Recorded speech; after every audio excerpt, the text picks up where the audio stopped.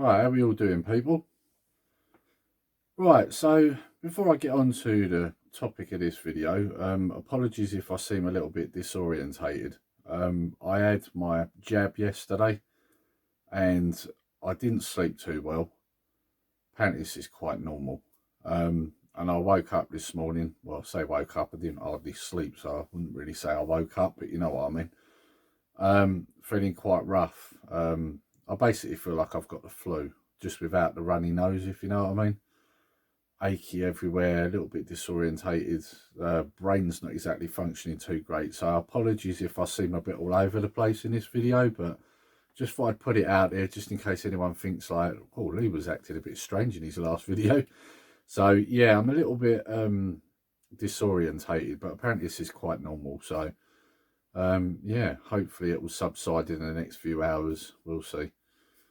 Right, so the reason I'm doing this video is because, as you know, over the last few weeks I've been going through the Powkiddy V90's library of emulators, and the last one we did was the Game Boy Advance, and I said we'd do the next one in line. So I'll just show you on the screen if you can see it. You'll see there that the one that's highlighted is FC, Famicom, or NES as we know it over here. Yeah, so we're going to take a look at that today. So as you know, I've got quite a bit of love for this device. It's amazing what this little thing can do, and it was very cheap. It's got a good sort of form factor to it. I mean, it's very reminiscent of the Game Boy Advance SP, which I also own. Only difference being, obviously, this one emulates, so it's lighter, it's slightly smaller, and a hell of a lot cheaper. So, and it's quite surprising what this little thing can do as well. So, and that's why I've been doing this series, so that people can see what this thing's capable of. So yeah, so we're going to be looking at Famicom or NES today. So the next bit of footage you'll see will be a few games that I've gone through, so you can get a rough idea of the performance, and then we'll have some final thoughts at the end. Right, roll the footage.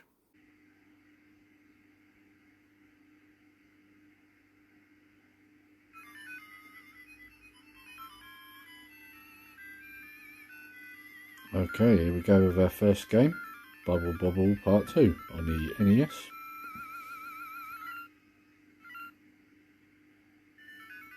Now, one thing I noticed with this game is it looks really good on this. The colours look so vibrant. And my gameplay at the start was a little bit rough around the edges because I noticed there seemed to be a little bit of a delay with the buttons at first. This only seemed to last at the start of the game.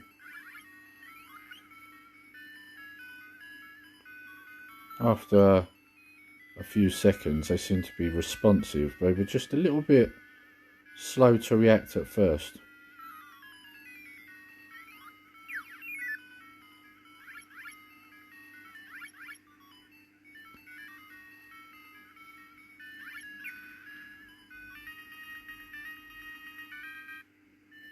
Yeah, that was just me pushing the wrong button there. I jumped instead of firing a bubble.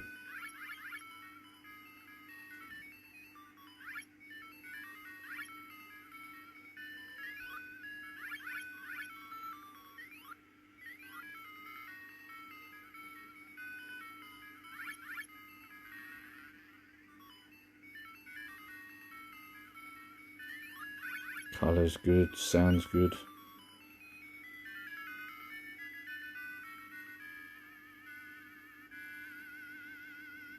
I've always enjoyed the Commodore 64 version of Bubble Bobble, but Bubble Bobble 2 on the NES is a really good version.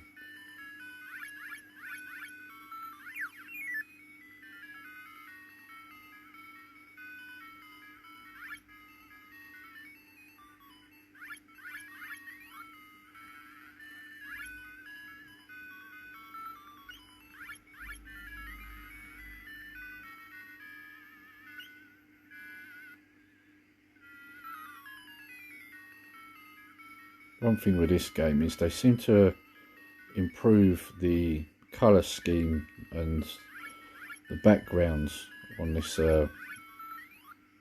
part 2 as opposed to the first one. Other than that, there's not a massive amount of difference between this one and part 1.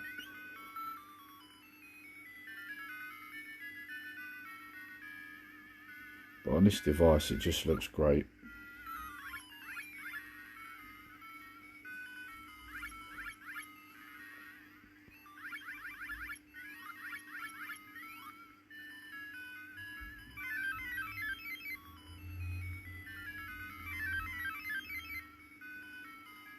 First time through this level bit here, I didn't realise that I'd be better off trying to kill the white and blue ones before they get into the middle, making it almost impossible to get to.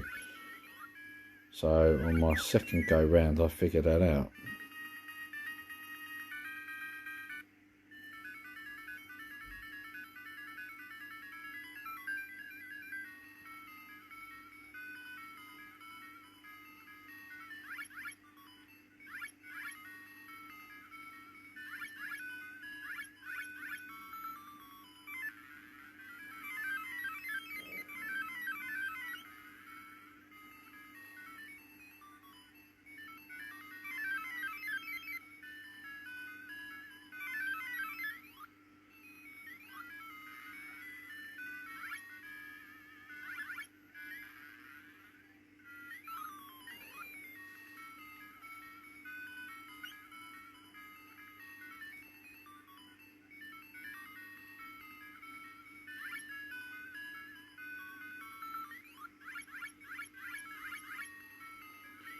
Love the sound on this game.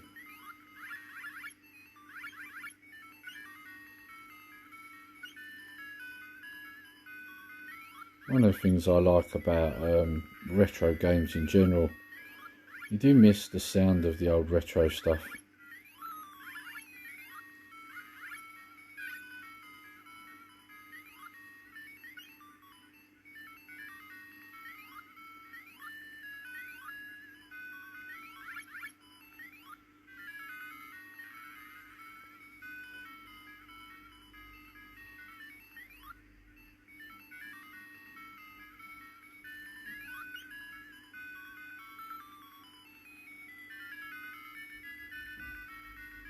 Alright, well I think that's enough of Bubble Bobble. Right, next game. Tiny Toons Adventures.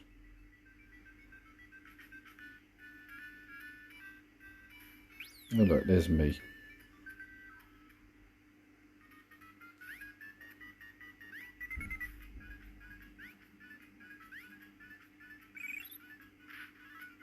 This is a good game on the NES.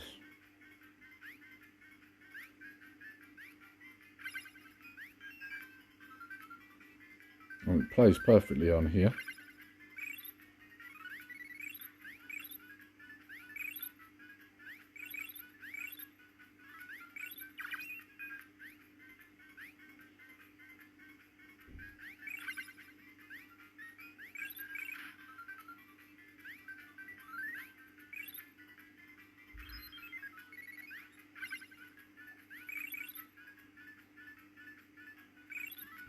One of the things I like about this game is the jolly sort of music you get with it. It's another one of them games that makes you want to keep playing because of the music. And I could have quite easily carried on with this game.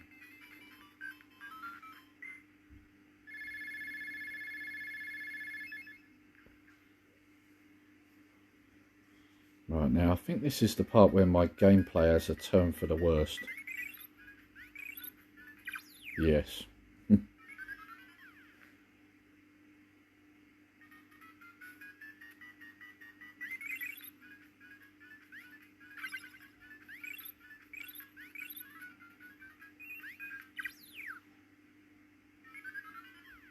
Yeah, the amount of times I've done that in the past, like last time I played this I figured out how to do that bit without getting caught by the one above it.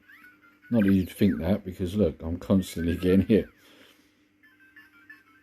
Right, okay, now I could have continued, but obviously. We're on to the next one now. Rockman, or as it's known over here, Mega Man. Brilliant game.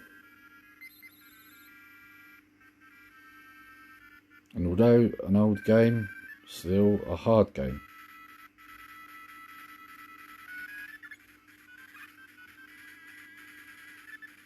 Again with this one, worked perfectly fine.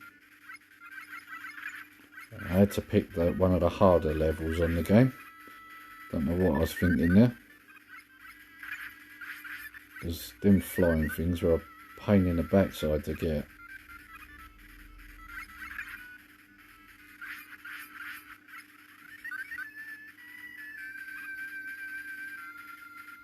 As you can hear, sounds perfectly fine.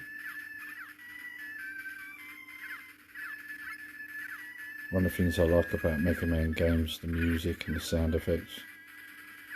Other than the fact that it's a very playable game, but also a very hard game. And this is a game that can get quite frustrating. Especially when you're on a level like this one.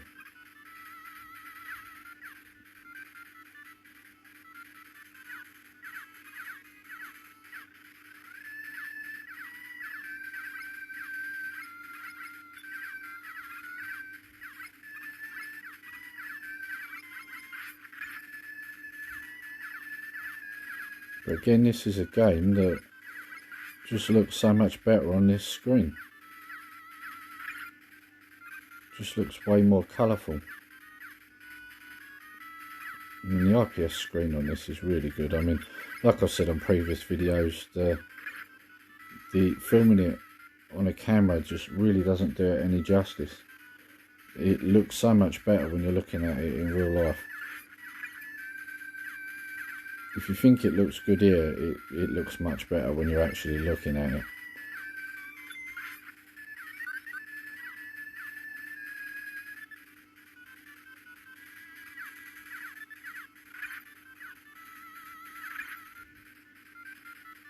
Yeah, and this is where it gets to the frustrating bit that I spoke of. Because you've only got to not quite jump far enough, and then you've got to do the bit before over again. I think I die around here somewhere.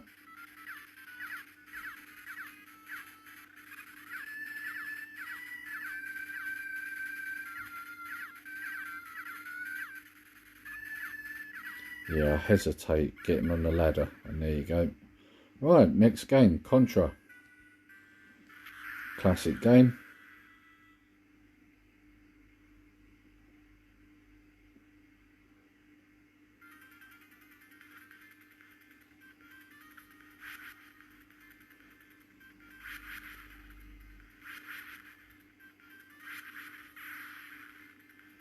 Not a good start.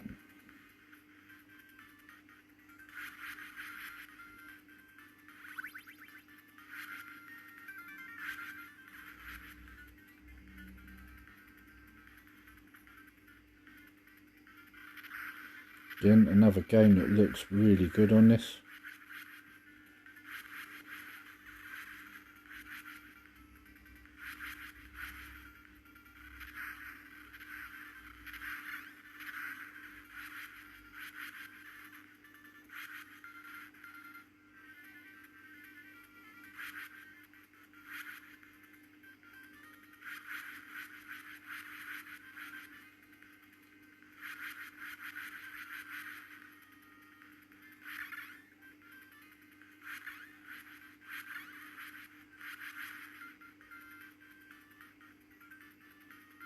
Now, on this little playthrough, this went on for quite a while,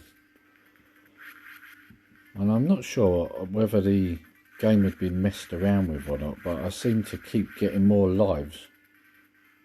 I don't remember having that many lives when I originally played this. So it could be that it's been hacked and it's got a cheat on it.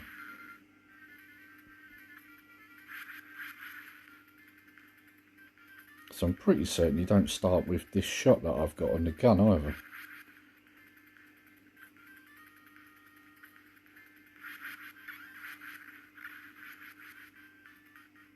Now, there's a part around here somewhere where I misjudge a jump.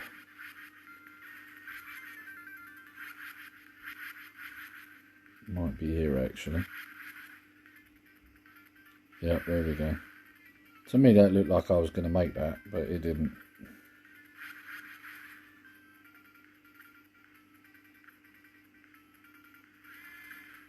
Right, now this is the bit I'm on about here. I seem to keep getting more lives. And I was thinking, I don't remember having this many lives on this game last time I played it.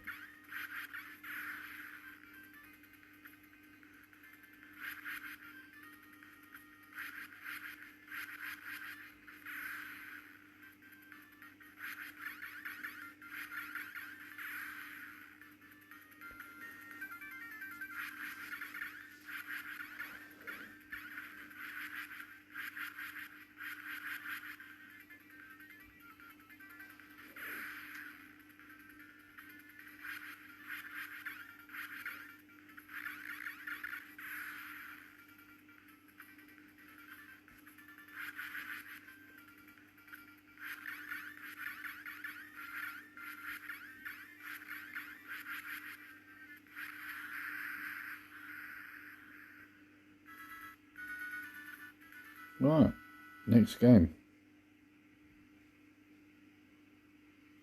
Gotta have a bit of Super Mario Brothers.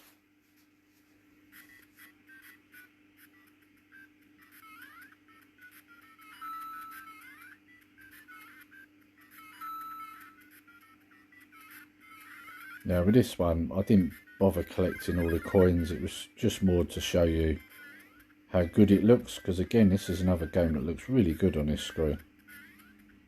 And sounds good as well. The sound on it's fantastic.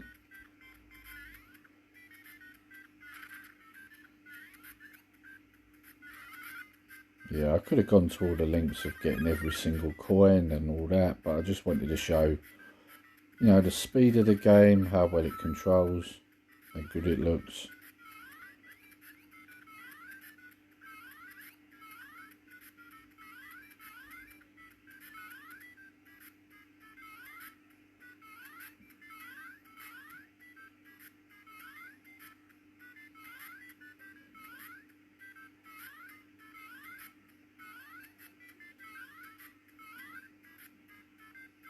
Terrible jump there.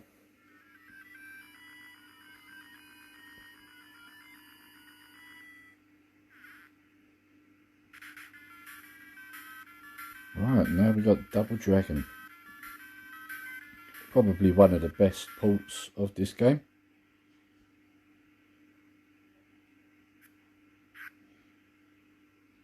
And trust me, I've played a lot of the bad ones. Commodore 64 one was shocking.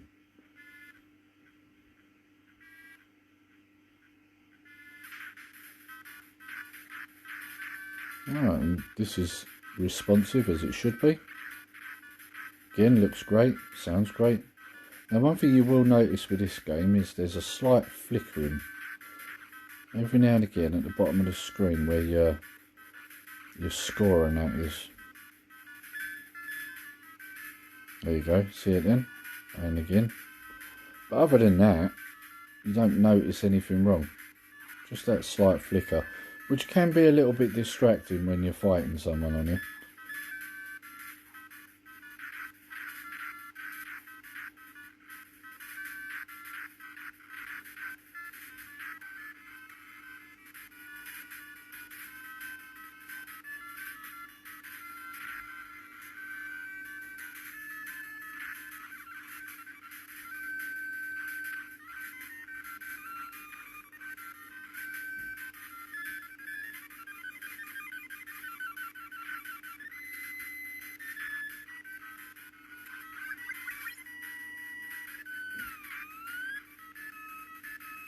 Did a good job with the music on this, I think.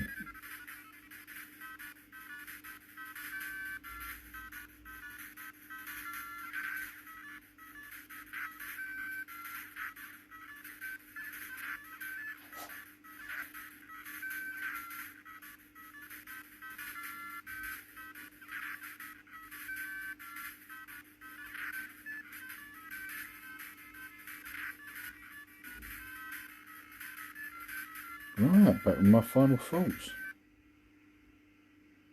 Right, so as you would have seen there, guys, a great little collection of NES games there that I've just played. And as you'll see, they play flawlessly. With the exception of Double Dragon, there is a little bit of interference occasionally at the bottom of the screen, just where it tells you your score and all that. You find when it gets a little bit busier on the screen, and when I say busy, I mean you're only talking like a couple of enemies, but there's a slight flickering at the bottom. But other than that, it doesn't affect the gameplay at all.